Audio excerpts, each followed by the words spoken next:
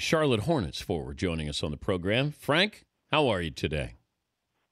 I'm doing well. How are you? I'm doing spectacular. Did you watch the finals last night?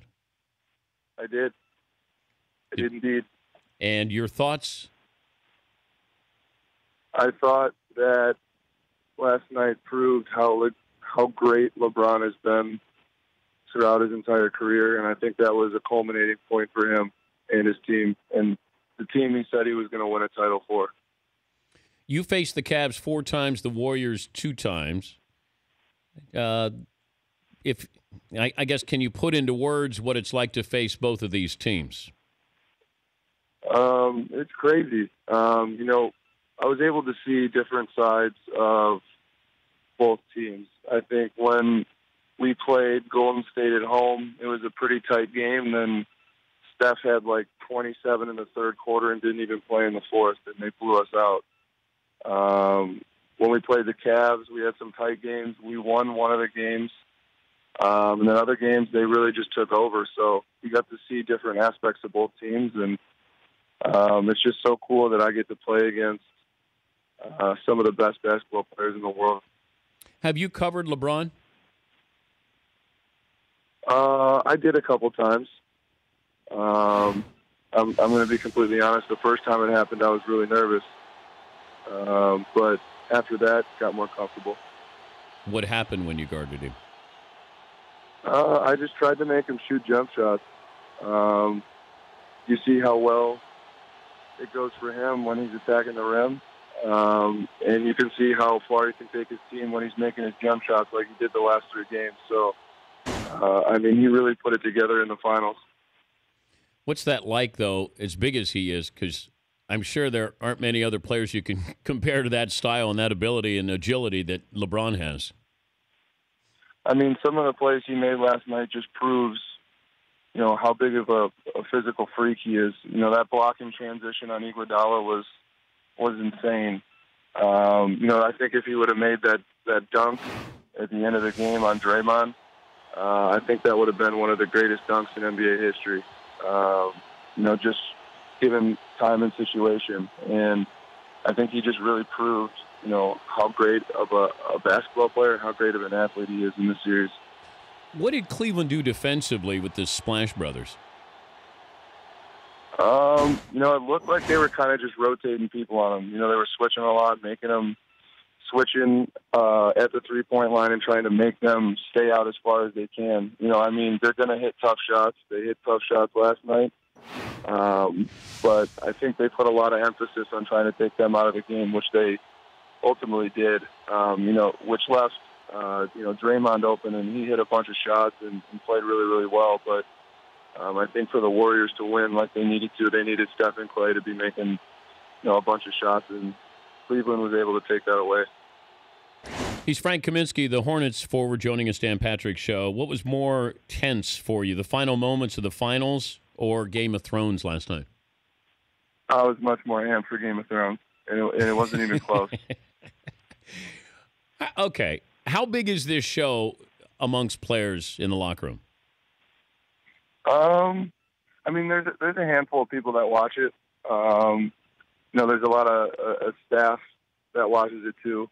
I try to have as many conversations as I possibly can about it with anyone who wants to talk to me about it, because I have so many theories and so many things that I see and I like to point out. But then there's just some people who just don't like the show at all. So, which I call them stupid, because I think it's the best show of all time. You and McLovin have something in common, then. You guys can geek out about this. Is that right, McLovin? Oh, yeah. We were on hold before. He was just as nervous as I was last night. Dan, it was very tense. It was. It was most intense episode so far. Is there a character who is in Game of Thrones who would be LeBron?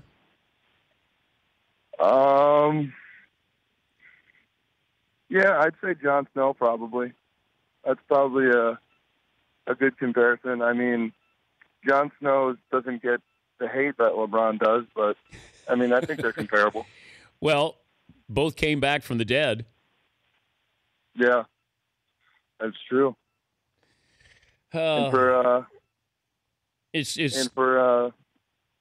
not being as loved as other people were. They proved themselves to be great.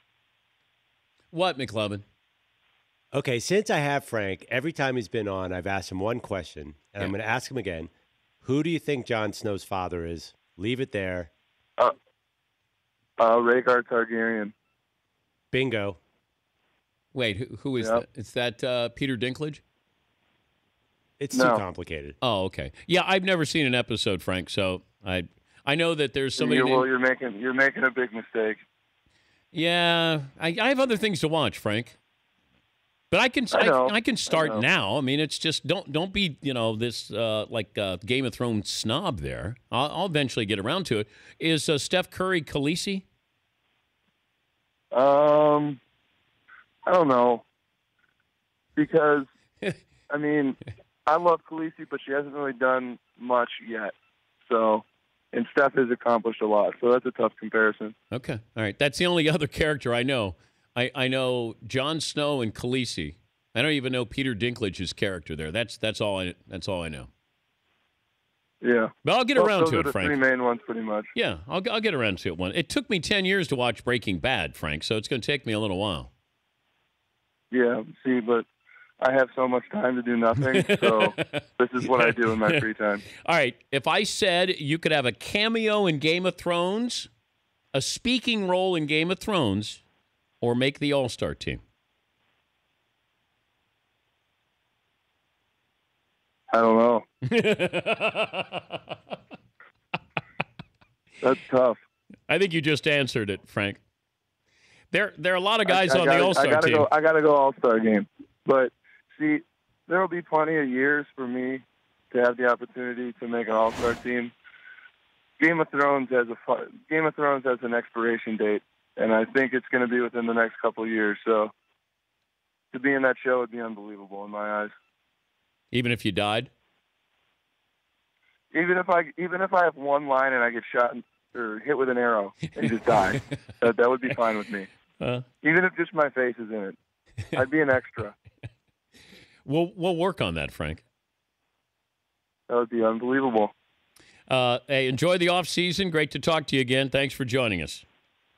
Yep, good to talk to you too. Take care. That's Frank Kaminsky right there. The Dan Patrick Show, weekday mornings on Audience.